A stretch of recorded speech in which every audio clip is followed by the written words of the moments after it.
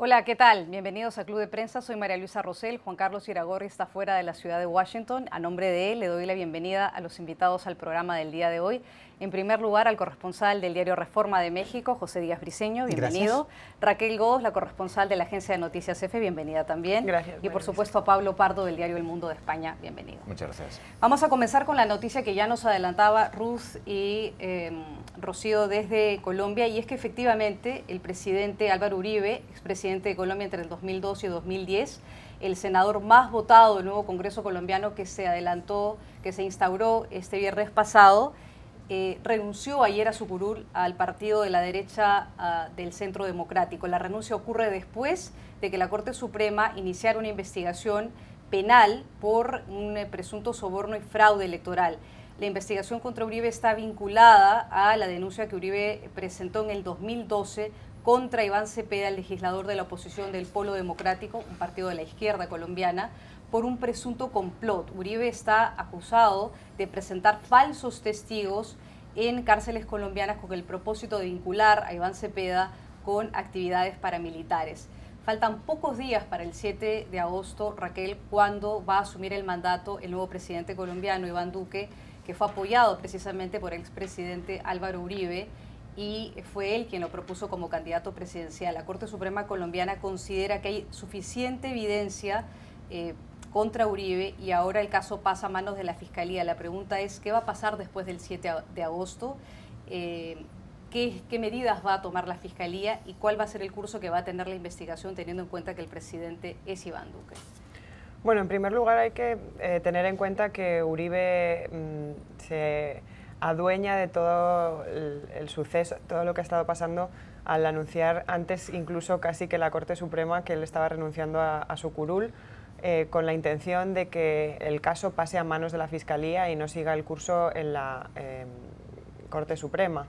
La Corte Suprema tendría la capacidad de decidir si quiere seguir evaluando el caso o no, porque hay precedentes en los que con otros diputados ha considerado que el caso debería quedarse en la Corte Suprema, en el Alto Tribunal, pero aparentemente va a pasar a manos de la Fiscalía, quien será quien estudie el caso.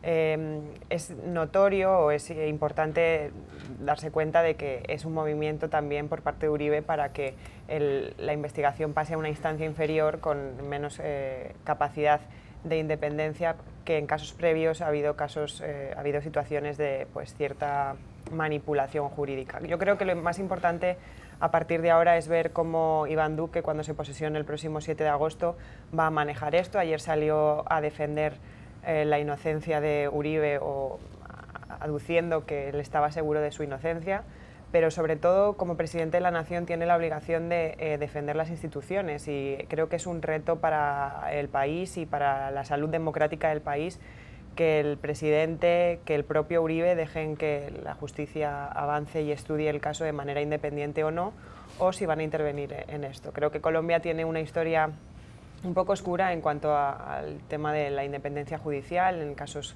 como los paramilitares, y creo que en esta nueva etapa, cuando Iván Duque se muestra como un candidato, como un ya presidente electo con una agenda 2.0, un rostro más joven, creo que va a ser algo muy complicado para él defender esta situación, porque va a tener que o bien defender las instituciones y la justicia colombiana, o bien ponerse del lado de Álvaro Uribe en una defensa que, bueno, creo que en todo país democrático debe haber un proceso judicial limpio, transparente, y si realmente Uribe es inocente, como él clama, pues dejar que las instituciones así lo demuestren, que es como debe ser.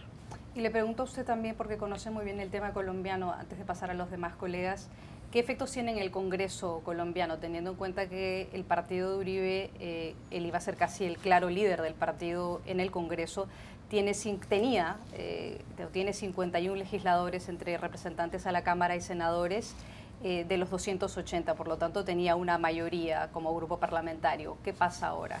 Bueno, yo creo que Uribe no va a dejar de influir en la política colombiana, aunque no tenga un cargo político de poder, digamos, legislativo en este caso. lo que ocurre es que bueno, va a tener una posición, hay quien dice que tendrá una posición de injerencismo desde la vida civil permanente, probablemente sea así, pero la mayoría sigue siendo la misma, aunque él haya perdido o haya renunciado a su curul, ese curul no lo pierde el partido, sino que lo pierde su persona, y van a seguir legislando con una mayoría más o menos amplia y cómoda. Es cierto que también hay una oposición bastante dura por parte de Antanas Mokus, que también fue uno de los más votados en las elecciones legislativas de marzo, también el propio Petro, el aspirante a la presidencia, y creo que lo interesante en el Congreso a partir de ahora en Colombia viene de la mano de esa oposición que antes era mucho más minoritaria que ahora por parte de partidos de centro y de izquierda, y también de la sociedad civil, de qué forma la gente está dispuesta a permitir que, por ejemplo, un expresidente ingiera en un proceso judicial que le afecta de forma directa, o si la población va a dejar que eso siga ocurriendo como ha pasado en otras ocasiones.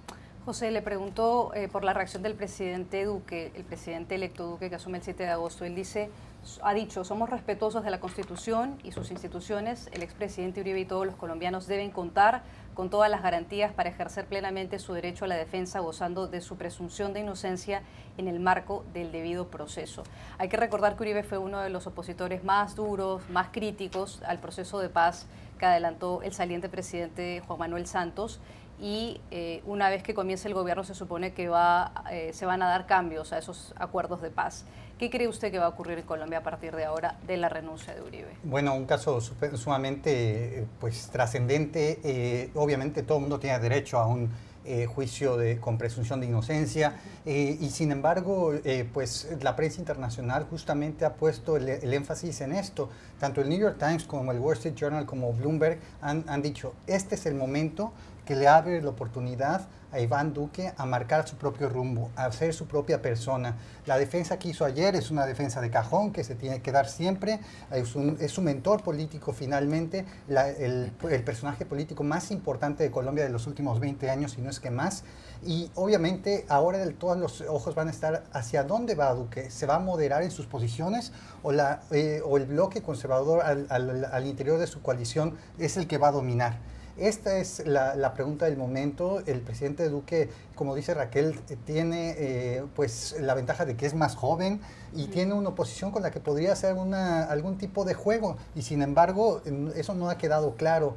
¿Qué tanto se atreverá? Está todavía por verse. Un tema que me parece importante, María Luisa, es pues también lo histórico que es para la justicia colombiana, pero no es el único en América Latina de expresidentes procesados por alguna cuestión. Usted mismo en su país ve a tantos exmandatarios en Perú ser procesados, en Panamá también, en el propio Brasil un expresidente, Lula da Silva, está en prisión enfrentando pues ya una condena en su caso.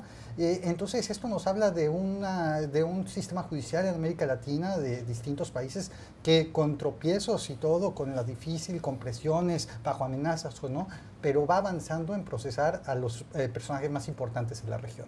¿Qué efectos políticos puede tener en Colombia esta decisión de la Corte Suprema? Bueno, lo verdaderamente curioso es, como comentaban mis compañeros, que Uribe sigue marcando la política en Colombia. Y yo justo estaba mirando, el próximo 7 de agosto, que creo que es no este martes, sino el que viene, se cumplen 8 años desde que dejó la presidencia. Es decir, que 8 años después sigue siendo en gran medida el principal o uno de los dos actores políticos. Lo fue con Santos y ahora parece que también, bueno, con Duque por el momento lo está siendo también, aunque Duque todavía sea presidente en funciones. Y yo creo que esto es verdaderamente lo llamativo, es decir, es un político extraordinariamente hábil que ha logrado, a pesar de las limitaciones legales para tener un tercer mandato, etcétera, para prolongar su poder y su influencia en Colombia de una forma muy clara. Y ahora mismo, es decir, yo creo que hay que ver también en qué situación está Duque. Es decir, con Santos, Uribe tuvo también, digamos, un proceso de luna de miel, aunque la relación no era tan estrecha como con Duque y el poder de Uribe sobre Santos era menor.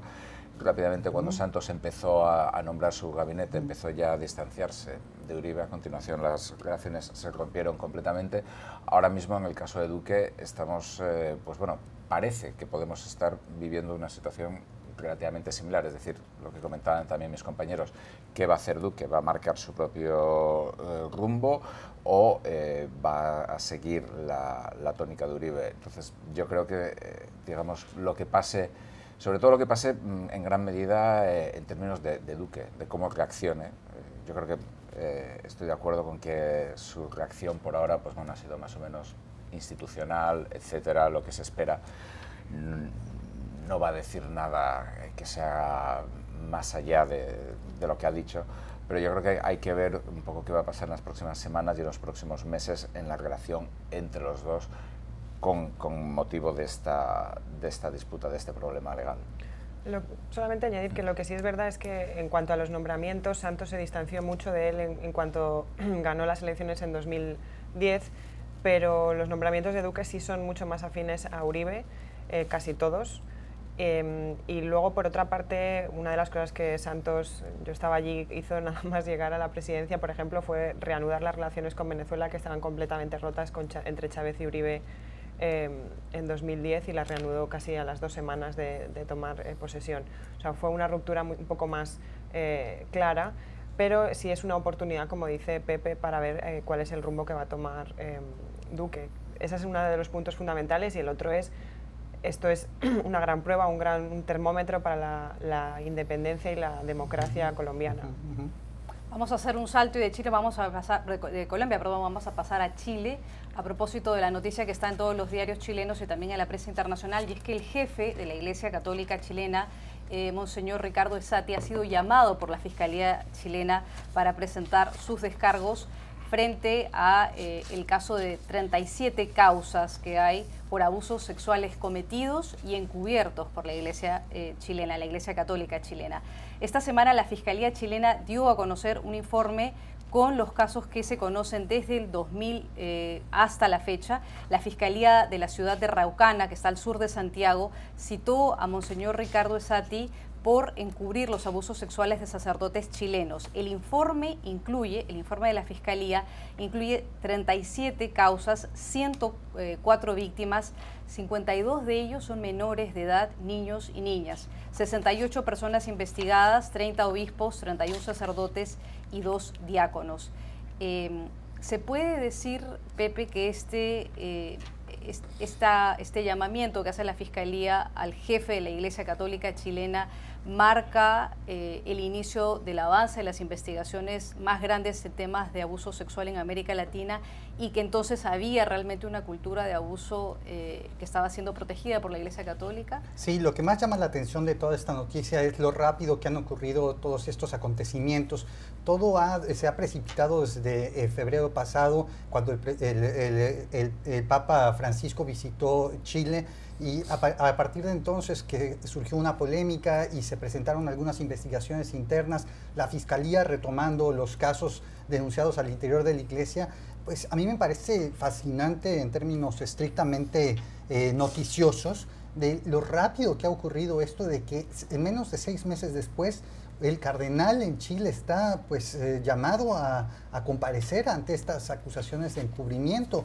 No son cosas menores, María Luisa, al menos 104 víctimas, la mitad de ellos menores de edad. Son cosas sumamente graves, pero también nos habla de un cambio pues muy fuerte al interior de la sociedad chilena. Recordemos, quizá es uno de los países más conservadores de la región, que más tardó en autorizar el divorcio, el que más apenas recientemente está lidiando con el tema del aborto. Las figuras de la Iglesia Católica no estaban acostumbradas a ningún tipo de rendición de cuentas, y en menos de 6 meses el cardenal Esati ahora tendrá que confrontar la justicia, él dice como ciudadano, pero sin duda es un momento fundamental. Y esta acusación llega justamente en un momento más duro para la Iglesia Católica chilena, porque hubo, como dijo Pepe, una controversia. El Papa viajó hace unos meses a Santiago y al comienzo no quiso ni reunirse con las víctimas, e incluso dijo que lo que había ocurrido no era cierto porque no habían pruebas. Prácticamente lo negó al comienzo. Luego tuvo que pedir disculpas a las víctimas y finalmente van a haber enviados del Vaticano que se van a reunir con las autoridades chilenas. La Fiscalía va a pedir al Vaticano el informe elaborado por los enviados especiales a Chile del Papa Francisco en relación a los abusos sexuales cometidos por miembros de la Iglesia Católica chilena. ¿Qué papel ha jugado el Papa Francisco en esto? ¿Ha jugado algún rol? ¿Hay alguna consecuencia después de su visita? ¿Se puede interpretar como que la Fiscalía está actuando de manera más rápida porque hubo una intervención de alguna manera del Papa o no necesariamente? Yo creo que el Papa Francisco se ha erigido como una figura que pretende limpiar hasta cierto punto la Iglesia, sobre todo de estas cuestiones tan deleznables, ¿no? Porque ni siquiera se puede calificar de una forma más suave. Se tratan de abusos sexuales, que es algo terrible por parte de cualquier ser humano, y en este caso, como una institución tan grande como es la Iglesia Católica, cuentan, por una cuestión histórica, con unas protecciones estructurales bastante difíciles de traspasar. Creo que se equivocó en esa negación en primera instancia, y él mismo se dio cuenta de que se estaba equivocando, de que era también contrario a las propias digamos, a los propios argumentos que él está defendiendo desde que llegó al papado, desde que llegó al Vaticano, y creo que sí que tenía un rol, no sé si en el proceso judicial, porque el proceso judicial evidentemente tiene que ser independiente. Pero sí que a nivel mediático y a nivel social, el hecho de que el propio Papa eleve la voz en contra de este tipo de actuaciones, pues ayuda a que las sociedades y sus propias instituciones generen mecanismos de respuesta y de rendición de cuentas. Vamos a ver en qué acaba todo esto. Yo creo que la institución católica debe de limpiarse de todo este tipo de tramas. Es algo prácticamente sistemático, tristemente, según hemos visto en los últimos años dentro de la Iglesia Católica. Todavía más triste cuando se trata de una institución que apela a unos valores humanos de defensa de la integridad del ser humano, y bueno, es algo religioso y que afecta a muchísima población. Ese ejemplo tan sumamente deleznable, como decía antes, es muy peligroso. Hay un factor que creo que hablamos poco de él, pero que creo que tiene mucho que ver con que este tipo de casos se estén elevando, que también son el acceso a la información que ahora tiene la gente, cómo la gente puede llegar a conocer este tipo de casos. Ya no es tan fácil ocultar estas situaciones, y tiene que ver también con lo que hablábamos antes de Uribe. La información ahora se mueve muy rápido, no es tan fácil ocultar este tipo de cosas, y cuando empiezan a tirarse de los hilos y empieza a publicarse este tipo de cuestiones, hay un juicio público también mucho más amplio, más fuerte, y es mucho más difícil de ocultar también por parte de quien está arriba en las instituciones, defender ese tipo de cosas cuando el pastel ya se ha descubierto, ¿no? Una de las cosas que dicen que ha sido más complicada para los fiscales es el hecho de que estos casos datan desde décadas, y llegar a las víctimas y conseguir los testimonios ha sido también complicado, pese a que muchas de ellas han estado dispuestas a hablar. ¿Hasta dónde puede llegar este caso en Chile y qué consecuencias tiene para el resto de la región y el mundo? Hombre, evidentemente nadie lo sabe, porque yo creo que es muy sorprendente. O sea, de hecho, hay 68 personas que son objeto de interés de la justicia. Creo que 30 de ellas, como comentabas antes, son obispos. O sea, esos son cifras verdaderamente muy considerables, que afectan o de alguna manera empañan o manchan a toda la institución de la Iglesia Católica en Chile. O sea, no se puede decir que era este párroco o aquella comunidad donde no sé qué. O sea, estamos hablando de 30 obispos. Evidentemente, en este tipo de delitos o de presuntos delitos, cuenta mucho también por parte de las víctimas toda la vergüenza, todos los traumas, etcétera, etcétera. Por eso también en muchos casos, aquí también ha pasado en Estados Unidos, en la diócesis de Boston, por ejemplo, el periodo investigado es muy grande porque, bueno, mucha gente o lo ha olvidado o lo ha querido olvidar o no quiere hablar de ello, pero desde luego que el impacto es verdaderamente enorme. Yo creo que el Papa, como estábamos comentando antes, a mí me sorprendió mucho su actitud al principio cuando fue a Chile y vino a decir que esto no era un problema, sobre todo porque este Papa, pues, y a mí por ejemplo me consta en el caso de España, sí que ha tenido una actitud muy clara, digamos, para tratar de extirpar de la Iglesia Católica estos abusos sexuales que ahora resulta que estaban muy extendidos y extremadamente extendidos, vamos, y consentidos. y tolerados, y que es además parece uno de los motivos, si no el principal motivo, por el cual Benedicto, su predecesor, dejó el papado, porque no se vio capaz de manejar toda esta monstruosidad, que es de lo que se trata. Pero evidentemente el impacto va a ser muy grande. Hay que tener en cuenta que en toda América Latina, pues bueno, la Iglesia Católica es una institución de una importancia absolutamente enorme en la sociedad civil, a todos los niveles, nivel social, nivel cultural, nivel político, en países en crisis, como Venezuela o como Nicaragua ahora mismo, pues la Iglesia juega un papel fundamental. O en países como Cuba, en Cuba ha sido lo contrario, digamos, la persecución a la Iglesia ha jugado un papel fundamental, y yo creo que esto sí que puede afectar. Y luego además hay que tener en cuenta también en América Latina el auge y la expansión de los movimientos evangélicos, que aunque oficialmente no lo sean, en realidad sí tiene un componente anticatólico muy marcado, y que pueden tal vez utilizar este tipo de argumento para, digamos, atraer fieles a esas denominaciones. No lo sé desde luego, pero lo que sí que es curioso, y yo creo que, por ejemplo, esto lo que están haciendo los chilenos es algo que en Estados Unidos no se ha hecho nunca. Es decir, aquí ha habido casos, es como hablábamos antes cuando se dice que en América Latina, bueno, habrá mucha corrupción, pero al menos vuestros presidentes, algunos van a la cárcel, otros son procesados, etcétera. Los presidentes en Europa o en Estados Unidos son intocables. Y aquí en Estados Unidos, por ejemplo, en el caso de la Iglesia Católica, ha habido escándalos, ha habido, bueno, la diócesis de Boston ha tenido que indemnizar con muchísimo dinero a las víctimas, pero nunca ha habido una investigación profunda, general, a nivel federal en todo el país, para saber qué ha pasado, si la diócesis de Los Ángeles, por ejemplo, sucedía algo parecido o no.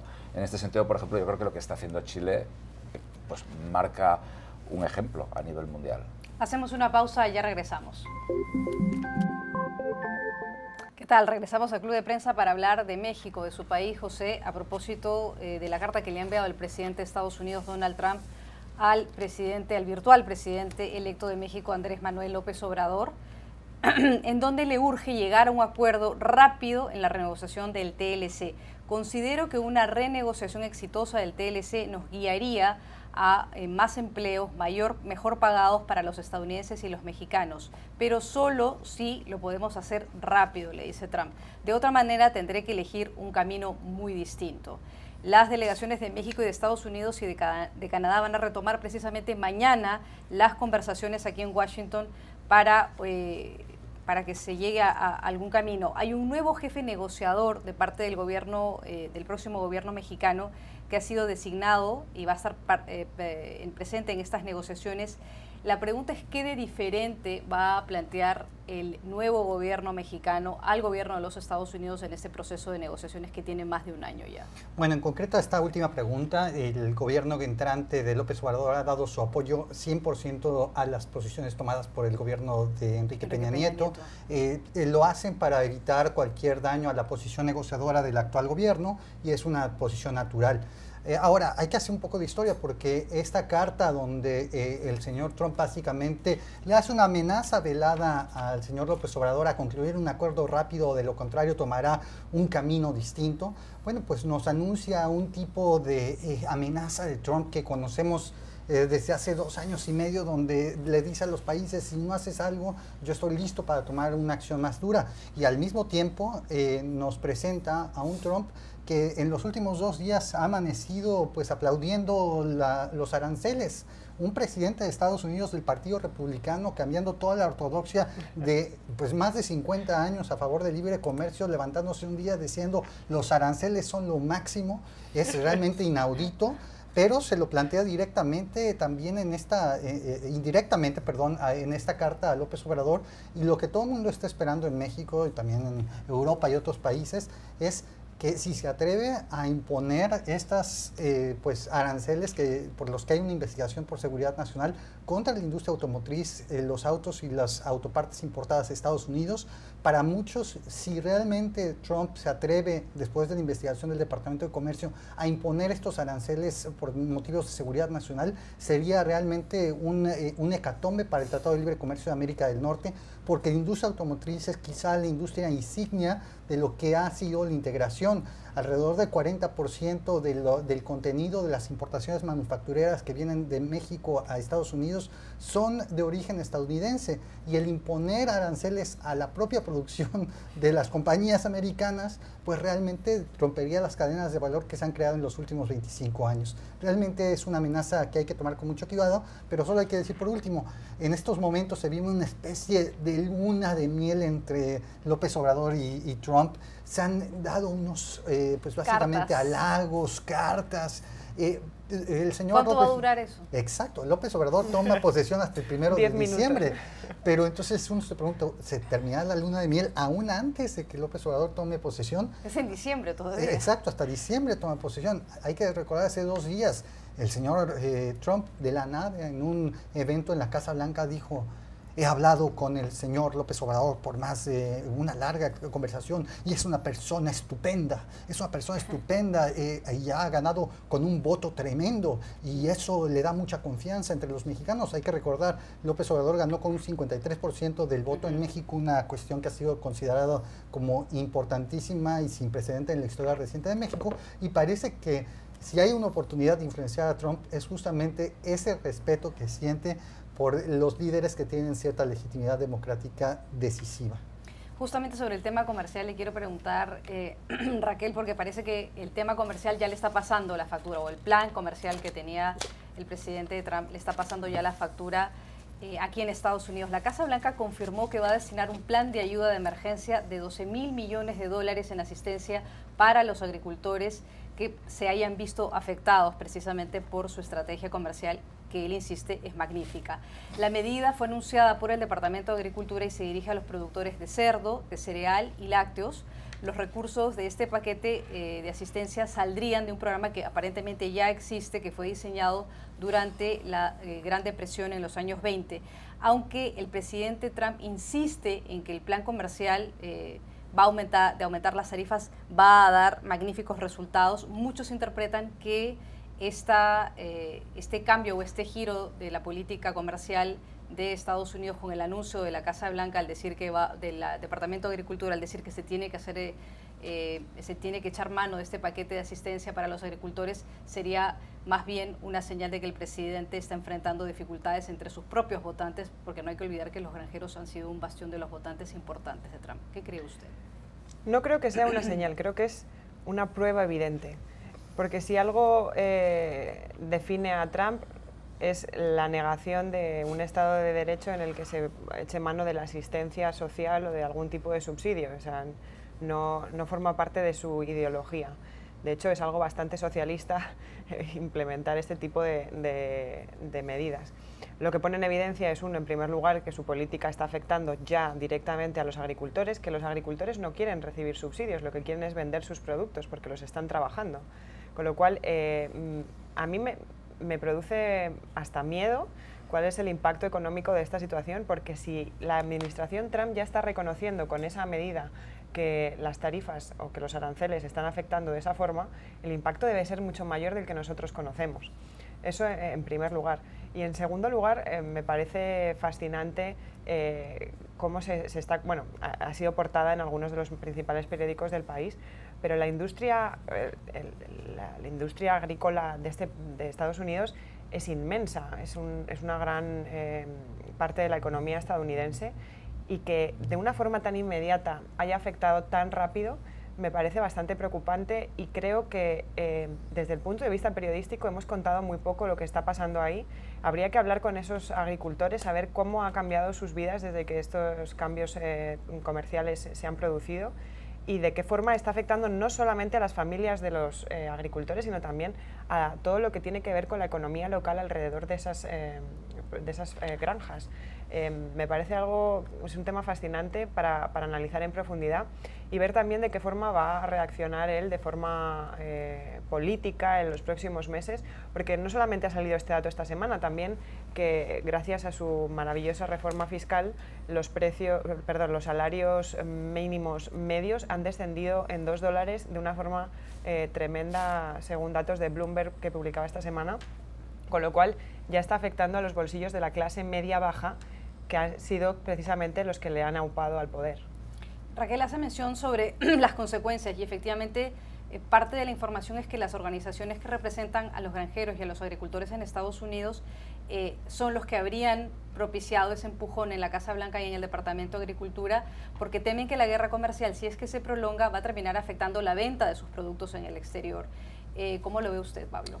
Bueno, ¿vosotros pagáis impuestos en Estados Unidos? Sí, lamentablemente. Pues sabed que los impuestos están siendo destinados a subsidiar a los agricultores que votan por Trump, porque consideran que la gente que vivimos en las costas y los periodistas somos todos unos mentirosos y unos vagos que vivimos a costa del erario público. Estos son los mismos agricultores que reciben subvenciones absolutamente por todo en Estados Unidos. Gente que son ellos, y no la gente que vive en guetos o los pobres, los que son verdaderamente dependientes del estado del bienestar, pero después votan a candidatos republicanos que dicen que ellos defienden la libre empresa y el libre comercio. Sin las subvenciones, la agricultura en Estados Unidos duraría un cuarto de hora aproximadamente, con lo cual digamos que no es más que reforzar una situación ya existente.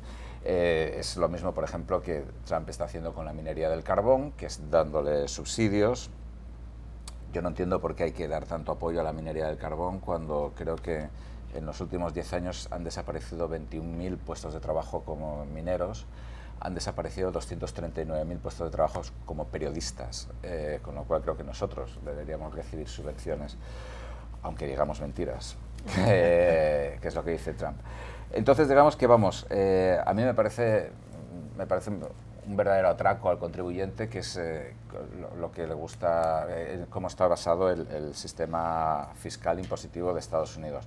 Ahora mismo hay además elecciones en el mes de noviembre, elecciones al Congreso, y los mayores perjudicados hasta la fecha por la guerra comercial de Trump son los exportadores agrícolas.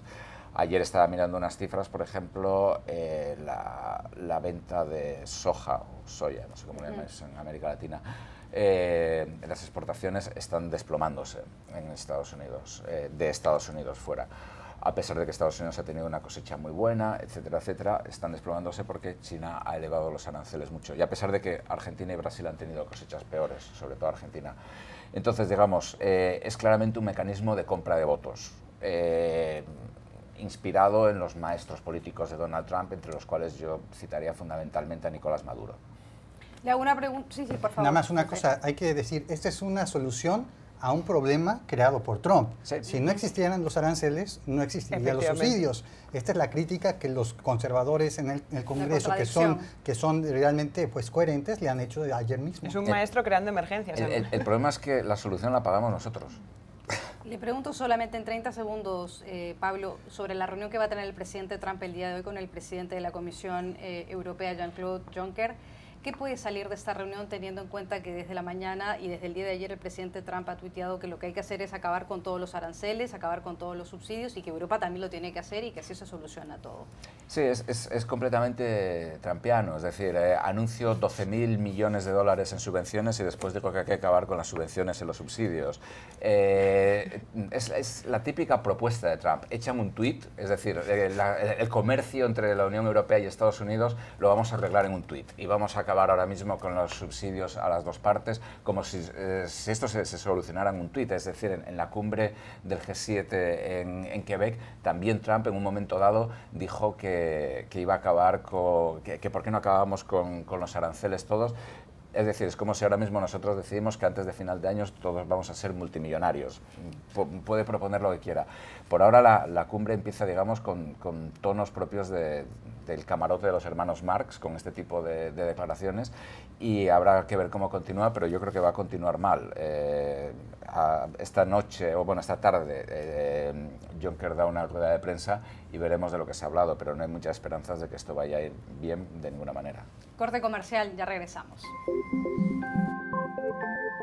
¿Qué tal? Volvemos al programa para hablar ahora de Francia y de la controversia que envuelve al presidente Emmanuel Macron, que ha reaccionado a las innumerables críticas que le han hecho llegar debido a la conducta de su guardaespaldas, Alexandre Benalla, quien en mayo pasado golpeó brutalmente, como se ha podido ver a través de un video en los últimos días, a unos manifestantes, en particular a un joven, Él portaba un casco y a pesar de las críticas y todo, parece que la sanción ha sido menor a la que debió haber recibido su guardaespaldas. Lo insólito para muchos en Francia, José, es que el presidente Emmanuel Macron ha dicho que el único responsable de lo ocurrido es él. No ha anunciado ni ha pedido ninguna investigación, tampoco se conoce de ninguna sanción ejemplar, salvo que el primer ministro francés ha dicho que Benalla ha sido suspendido, que tuvo 15 días de suspensión en su cargo, pero aparentemente ha regresado después de eso como si no hubiera pasado nada. La oposición en la Asamblea Nacional Francesa ha anunciado una moción de censura y eso se puede complicarle la presidencia al presidente Macron. ¿Qué piensa usted de este caso? Bueno, lo habíamos tocado en esta mesa hace un par de días y pues realmente el caso es sumamente complejo y paradójico en muchos sentidos. La aparición de este vengador sádico golpeando personas en la calle que resulta ser jefe de la escolta del presidente francés, cubriéndose la cara, solo se conoce a través de un video, y luego conocemos todas las prerrogativas que tenía un departamento lujoso, un auto, tenía pues acceso a expedientes secretos, un acceso a lugares en París que no toda la gente tiene, y pues el presidente francés, al final de cuentas, Macron ha dicho la verdad. Quien tiene la culpa es él por haber empoderado a una persona que, pues, francamente no estaba bien de sus facultades mentales, que de un momento a otro es un jefe de seguridad de la presidencia y de pronto decide, pues, irse a la calle a tener un deporte de golpear personas sin ton ni son y al mismo tiempo protegido por la policía porque está golpeando a los manifestantes enfrente de la presencia policial. Creo también que justamente ese es el tema. La investigación no se puede quedar ahí porque era una estructura quien protegía las acciones de este señor. Y si esto es lo único que conocemos, que ha salido como la punta del iceberg, ¿qué otras cosas no habrá hecho previamente? Porque este señor Benalla se sentía con la licencia de salir a la calle y nada más golpear porque sí. Tenía todo el apoyo aparentemente de las instituciones. Hay un proyecto de reforma importante constitucional que se está planteando en la Asamblea Nacional. Se supone que tenía que ser debatido esta semana, pero por todos estos hechos ha quedado postergado, Pablo. ¿Qué es lo que puede ocurrir? Bueno, yo creo que este escándalo en principio no va a descarrilar la presidencia de Macron. Lo que sí que plantea es algunas dudas, y de hecho incluso la reacción de Macron diciendo toda la responsabilidad es mía, toda la culpa es mía, suena un poco también como una manera muy hábil de distraer, digamos, la atención, en el sentido de, bueno, toda la responsabilidad es suya, pero cómo y por qué esta persona adquiere todo este poder, no hay ningún tipo de contrapesos o de mecanismos legales, etcétera. Es algo que sucede muchas veces, digamos, en el círculo de confianza de los mandatarios, que hay mucha gente que adquiere un poder tremendo que nadie sabe muy bien cómo y que, digamos, acaban convirtiéndose como en agentes libres o independientes o autónomos dentro de los organismos más altos del Estado. Y bueno, en España hemos tenido también ejemplos, no necesariamente a un nivel tan alto, pero por ejemplo hemos hablado de él aquí en Club de Prensa en alguna ocasión. El comisario Villarejo, un jefe de policía en España, verdaderamente organizó su propio negocio de detective privado / espionaje a sueldo dentro de la policía. Y estamos hablando de una persona que fue detenida en noviembre del año pasado, que está en la cárcel y que ahora está además divulgando información sobre el rey emérito Juan Carlos I desde la cárcel. Digamos que este tipo de cosas sí que suceden con relativa frecuencia, con mucha más frecuencia de la que pensamos. Hay casos, bueno, más o menos patentes, tener a tu hija y a tu yerno como asesores políticos. Esto, por supuesto, solamente sucedería en un país sin garantías democráticas de América Latina, como todos sabemos. A propósito de ese tema que plantea Pablo, le quiero preguntar a usted, Raquel, sobre Ivanka Trump, la hija del presidente. Estábamos hablando de Ivanka. Pablo no lo ha dicho con nombre propio, pero he entendido a quién se refería.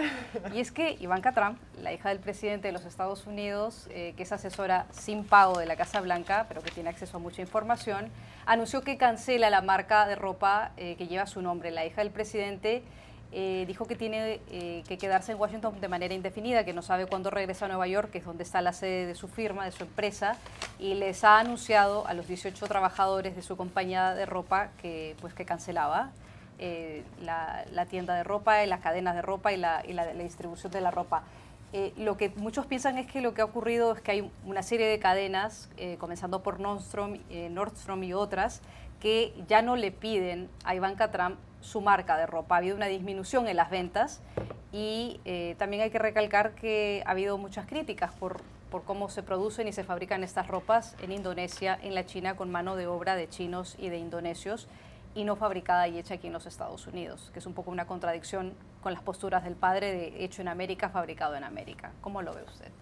Bueno, creo que a ella le da un poco igual, quiero decir, tiene muchas cosas que hacer, mucho dinero con el que vivir, le da exactamente igual la cuestión. Probablemente antes era casi un pasatiempo y ahora tiene otros menesteres en los que ocuparse, como la seguridad nacional y las políticas internacionales de Estados Unidos, con lo cual creo que vender camisetas ahora ya le importa poco. Pero hay ciertas cuestiones que se derivan, ¿no?, de esto. Una es, pues, como mencionabas, las críticas que había tenido por la vinculación, o sea, tener un negocio y ocupar un cargo, porque al fin y al cabo es un cargo gubernamental. Por mucho que lo quieran disfrazar, lo que Ivanka Trump hace es un cargo público que no aparece en ningún boletín oficial del Estado, pero que tiene competencias públicas, con lo cual tiene que haber algún tipo de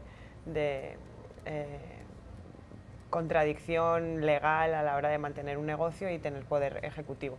Eso por un lado. Pero por otro, creo que también es significativo que pueda llegar a tener una bajada de las ventas, que haya cierto rechazo a lo que ella hace, no tanto por de dónde se ha fabricado, porque al fin y al cabo creo que la administración Trump es maestra en alimentar las contradicciones y sobrevivir a ellas, y no hay ningún problema con eso, pero creo que es interesante ver cómo ella al fin y al cabo está renunciando a lo que se dedicaba antes, porque sí tiene un trabajo a tiempo completo en Washington. Que no cobre por ello no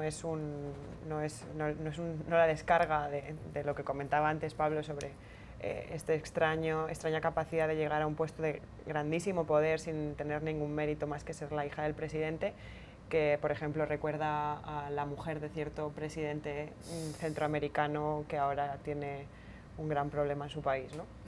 ¿Cómo lo ve usted, Pepe? A mí me parece, pues, en particular la producción de la ropa de Ivanka Trump fuera de Estados Unidos, me parece una de estas contradicciones que la base de Trump no sé cómo le justifican, ¿no? Con el discurso proteccionista de Trump y de la América primero, que la ropa esté hecha fuera de Estados Unidos me parece inaudito. Como pues básicamente los votantes republicanos están listos para creer cualquier palabra que diga el presidente, no importando su contradicción. Ahora, en segundo lugar, bien dice Raquel, esto no termina con la contradicción y con los potenciales problemas de conflicto de interés que hay de estar laborando junto con su esposo en los cargos máximos dentro de la Casa Blanca junto a su padre. Hay que decir, no es tampoco el único presidente estadounidense que ha incorporado a familiares a trabajar en temas sensibles. También los demócratas lo han hecho. Y pues realmente nos dice pues mucho también de una democracia estadounidense donde uno no pensaría que las familias pudieran colarse tan rápido a las residencias presidenciales. Hacemos una pausa, ya regresamos.